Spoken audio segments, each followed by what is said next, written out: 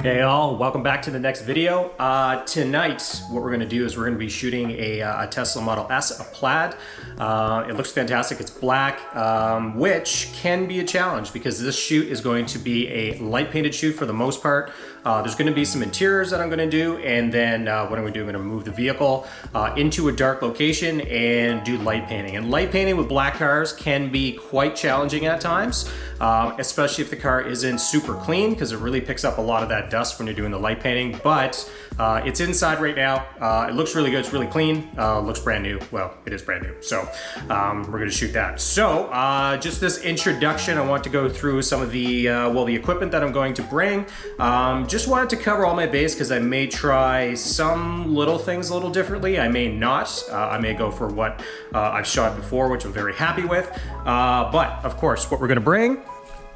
We have the old 5D Mark II, and we are shooting, actually what I have on it here is the 17-40. I got the wide angle because we're going to start with some interior shots, but I have a filter on it as well, and it's kind of this, it's from Prism FX. I've never really used it. I mean, I've kind of shot some test shots. They look pretty cool, but I feel like you have to actually zoom all the way in to actually get rid of this little filter line thing. So anyway, we'll try using that. So we got this 17-40 on that. We can switch it over to the 24-105 if I want.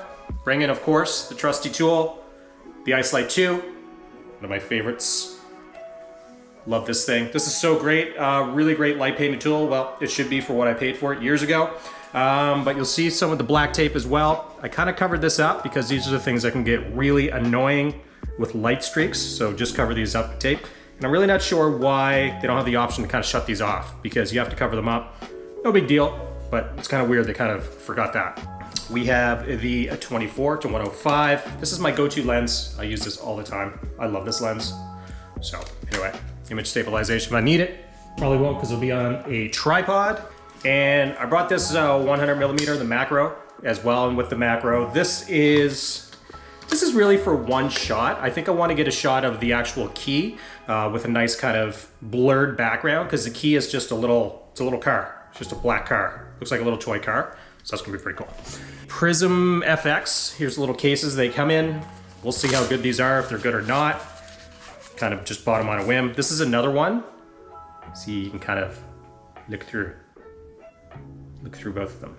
So this is if you want to get blur on both sides. So we have that.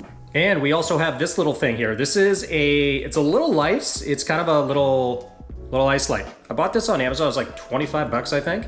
But it's pretty bright, and I was thinking of using this for light painting interiors. I did a video before where I light painted with like a under the counter thing, which was pretty good. But this is actually really bright. There's a lot of different settings on it.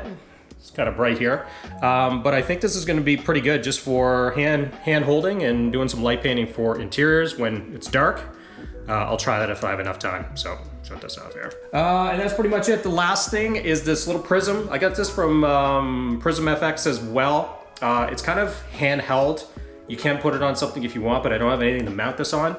So really it's going to be, I don't know how this is going to work when I'm light painting, because I have to, trigger the camera and then I have to move with the light. And this is really more for kind of hand holding within the lens, in front of the lens while you take photos. So this may be better for outside shots and really kind of sunset, and with something I can actually take a photo and see what I'm doing without light painting. But I'm gonna bring it with me anyway. If we don't use it tonight, I'm gonna use this again soon, because I think the effect that this is gonna have is gonna be really cool. So anxious to try this. Also what I'm bringing, of course, I'm gonna bring this tripod, which this camera is on now. And I got this, which is simply the barn doors. These are the barn doors for the ice light.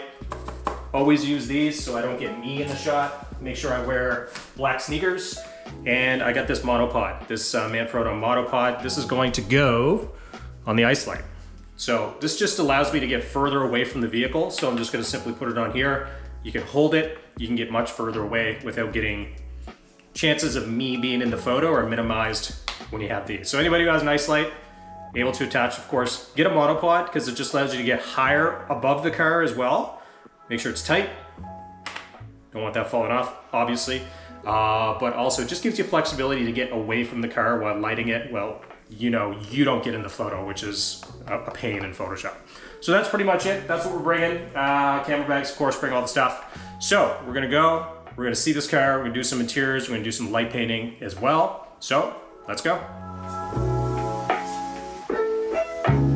All right, so let's take a look at the layers. We have the layers over here. They are in particular folders here that I did name, but we'll go through each one. We'll take a look, give you an idea of what I did to each layer to get to this photo, this final photo here. So first thing, let's turn these off. We'll go to the car layer. Let's open this, and we'll turn off these layers. So we'll stick here with the background. This background, a simple photo, good exposure, but of course having the base is very important. So I wanted to have a base. I took a couple of these photos at different exposures, ended up going with this one here. So simply on a tripod, no lighting at all, simple base for the background. Secondly, we're looking at the lights, and this exposure was for, of course, just the headlights itself. And I did turn the fog lights on in the car as well. And what I did get, it wasn't really intentional. Of course, lights do what lights do, but I did like this little reflection we have over here on the tires. So that's pretty nice here. So probably may enhance that, maybe not. Secondly was the wheels.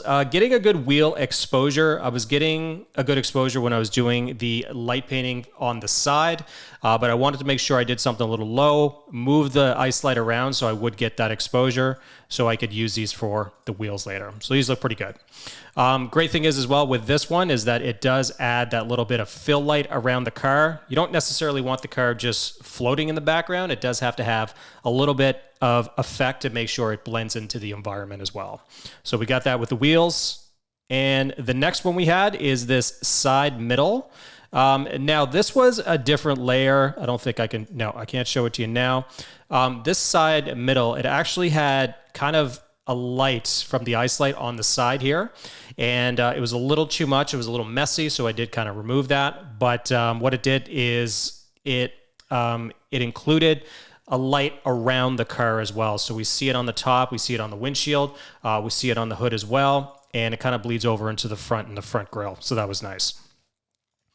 And finally, we have this side top. So this is very similar to what the side middle was, but the streak itself was from a different exposure, and I did raise the ice light as I was walking around it, and I did get this streak near the top, which I like because it matches up with this streak that's here. Now, I'm probably going to remove some of this, but the ice light that goes across lines up with the headlight itself. Looks a lot better, a lot cleaner than just having the headlight and then having a light on the side down here. So this light, little messy over here. I'm going to clean that up. But overall, with the effect that this got with some of the streak around the wheel well, I really like that. And that's something I'll enhance as well. So secondly, we get into the cleanup layer, and we'll show you that. We'll go through a couple of these. And the first one we have is the cleanup of the car itself. And I'm going to kind of click this on and off. You're going to see a couple things. And the big things here are with the black car is having these reflections. These are coming from the door. There's actually a bay door over here.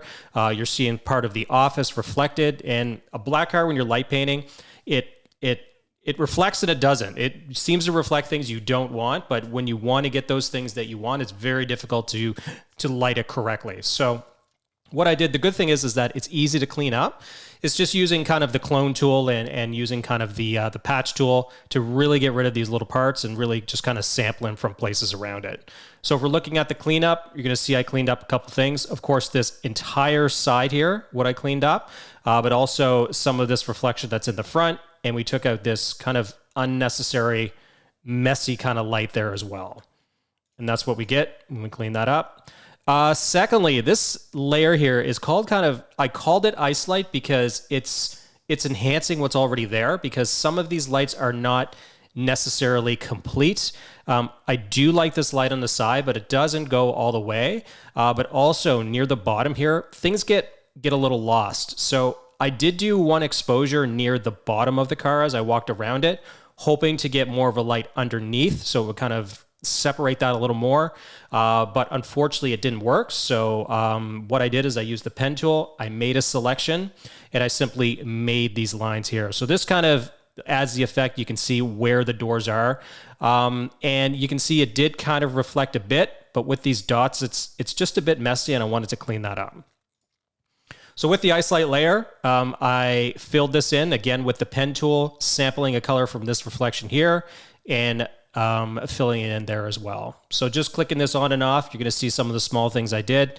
And even though they're small, they make a huge difference in my opinion. So if we're looking at the ice light, we see the reflection on the front. I kind of enhanced that around just so you can see the overall silhouette of the front grille. And cleanup of the background is kind of the last thing. This didn't need much, but there were some things that I wanted to get rid of. After all, it is a service bay. So having that in here, a couple in here is fine, but also this monitor over here on the left, it kind of draws my eye, and I definitely wanted to get rid of that. Easy to get rid of, so I simply took that out. So just looking on and off, a couple things. I took out some things in the background, like these are easy to get out, so I just simply clone those out just to minimize a little bit more of the distraction there. And now that's the cleanup layer, so let's close that. We'll clean the car level as well. Now we're gonna look at some of the effects. There were some small effects here, what I did to enhance the photo, and the first one was to add kind of I always call them kind of the smoke layer. And what this does, it just adds a little bit of color. So I sampled the color, I used this light, and what I did is I use the smoke brush. So I have a smoke brush here, and I simply use that at a certain size. I sampled the color from this light, and I painted this in. I used the a Gaussian blur, very high, I think it was like 450 or 500 to get this effect. And then what I did is, I think, I dropped the opacity from 100, because 100 is way too much. Here, we'll take that up there so you can take a look. Obviously too much of an effect. Went down to 0 and simply brought it up to 25%. Next one here is kind of a light left, I call this. And this is just a little bit of fill light. And what it does, it just kind of fills in this corner, adds kind of a faux light source up to this corner to kind of fill it in a little more. And what that does, it just makes the photo a little more, I don't know, more involved, not kind of lost, like with the background being lost. So we kind of bring that in as well. And then after that, now we'll close this. And the final thing, actually, let's turn this on here.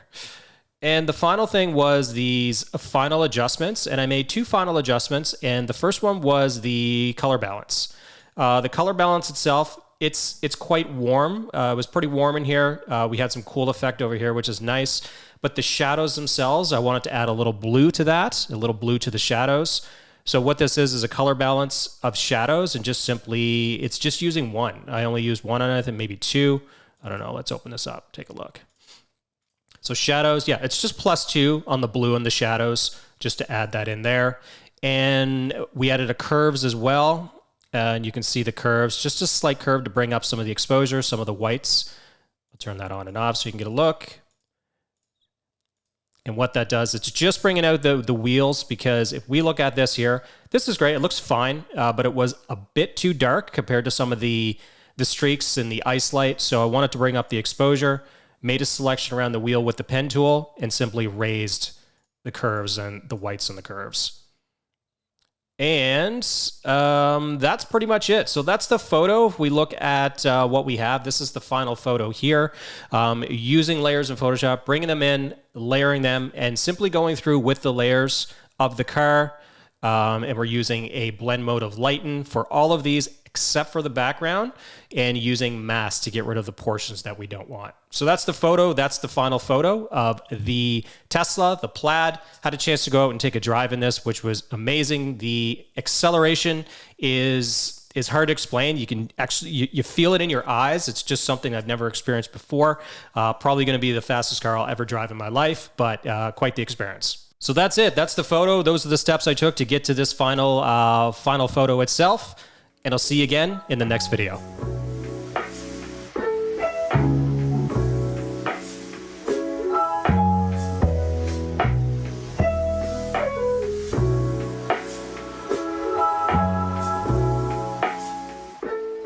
So when I did arrive, the car was already moved to the service bay, so it was already in the dark. So I didn't get a chance to use a lot of the tools that I had brought with me. The 100mm, I didn't get a macro of the key. I just didn't really want to focus that. I know my time was limited, and I wanted to get the shots, of course, with the light painted shots, make sure I had the exposures. The key itself, I mean, I can go back and get that if I want it, but not really a big deal. Also, in terms of using some of those filters, some of the prism ones, it's just, I didn't really do it. I didn't want to try to do it because I wanted to get the shots that I knew I could get.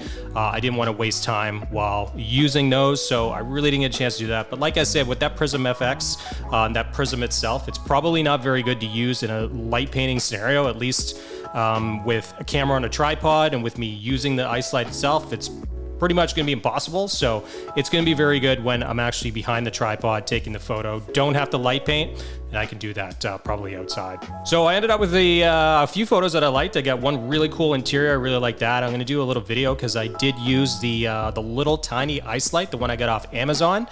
It worked extremely well. I actually put it on the monopod, kind of use it inside for some select exposures, and I love it. So I'm going to do a little chat on that and go through that photo and tell you exactly what happened.